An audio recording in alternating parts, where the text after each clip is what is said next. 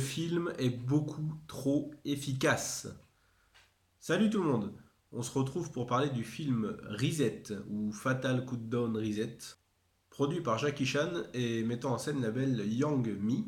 Le film va nous raconter l'histoire d'une équipe d'ingénieurs qui a réussi à trouver un moyen de revenir dans le temps grâce à des univers, la découverte d'univers parallèles, mais pour une durée de 1h50 seulement pour le moment.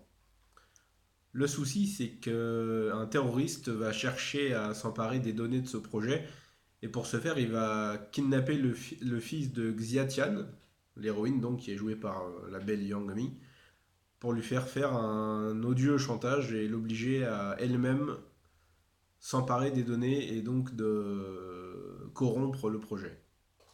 J'ai vu de mauvaises reviews sur ce film ici et là en surfant sur internet et j'avoue que j'ai un peu de mal à comprendre. C'est un honnête film de science-fiction assez original dans son traitement. Il n'y a aucun temps mort, le déroulement des événements est super fluide, on s'ennuie jamais. On va avoir un suspense qui est toujours maintenu. On est toujours pris par les événements du film, on se repose jamais, on souffle jamais. On va suivre Xatian dans sa quête pour sauver son fils. Et elle va donc être obligée de se servir de la machine à remonter dans le temps et donc de revenir 1h50 dans le passé. Mais le souci, c'est qu'elle va être confrontée avec elle-même, celle de l'autre temporalité d'1h50 avant donc. Et au fil des événements, une, deux, trois Xiatian vont se mettre à se croiser. Et ça va donner lieu à des événements vraiment divertissants. C'est vraiment une idée bien trouvée, même si c'est pas follement original. J'ai trouvé que c'était un moyen agréable de traiter le voyage dans le temps et ça donnait un peu de crédibilité à tout ça.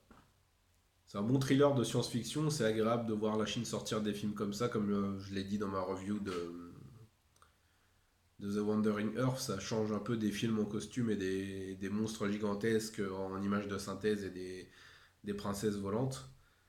Là, ça apporte une diversité qui est vraiment appréciable. On change complètement d'univers. Ça fait du bien de voir des univers un petit peu futuristes comme ça, où on a des scénarios pareils qui sont développés. Ça change, quoi, c'est agréable. Yang Mi, c'est une actrice très solide.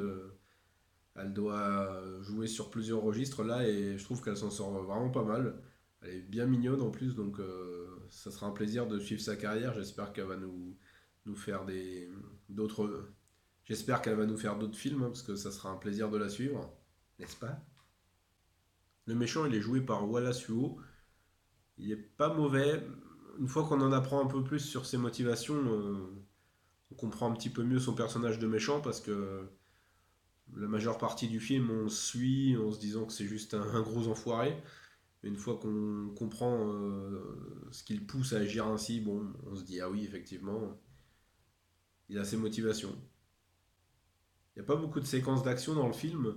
Il va y avoir une ou deux courses-poursuites assez sympas, mais dans l'ensemble, c'est plus un thriller psychologique futuriste qu'un film vraiment d'action à proprement parler. Mais le tout est bien emballé, la photographie est très propre, c'est assez bien réalisé.